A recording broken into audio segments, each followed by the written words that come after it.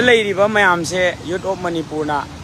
पाखोन चलूना अखोई यूथ मयाम तानारकाना मणिपुर मयाम ना चलूना चचाब इचिनाउ मयाम दुनी नुक्सीद्रा इमा लेबाकी रिप्रेजेंट तौबनेना चक्रब एमएलए मयाम दुना तौबिरक्तबदी ngasi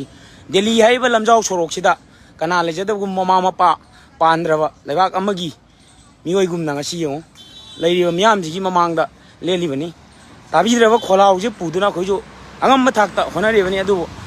एमएलए सिंह उबीदबसे सिजु नुआइते मोइना लोइसनगेदि कैसु नते मोइना लोइसनलगेदि कैसु लेबा इशु नते यंबियो सि मया लेरिबा अतोप अतोप कम्युनिटी की ममांगदा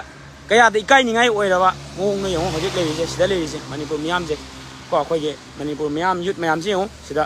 तादन लेरिसे अखोइना हाइबदि मोइदा अखोइ थबक हापिउ हाइबा नते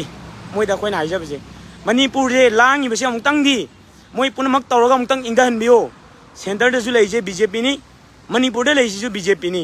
बीजेपी अनि पुंजलगा मणिपुर जे अमुक्तंग इंगन हनबिउ हाइबसे करिगिदमक्ता ताबिद्रिनो मियाम गिनेना वोट कागिबा एमएलए मियाम गी रिप्रेजेंटेटिव नेना मियाम गी खुबीना तौरगा वोट कागिबा मोइ मियामना करिगिदमक्ता ताबिदबनो हाइबसे अचौ वाहंगनि तौगिदबदि याइ मोइना ngамमेदना तागिदबदि याइ अदुबु इतिहासतदि लेहौरनि इतिहासतदि सोइदना लेहौरनि मोइना तौगिदबा मियामसे को यंबियो हजिक लेरिबा मैम से अखोई खोंजंग जो हलोई लेगनी सिदगे हेना साथी साथी खोंजंग क्या चथरकनी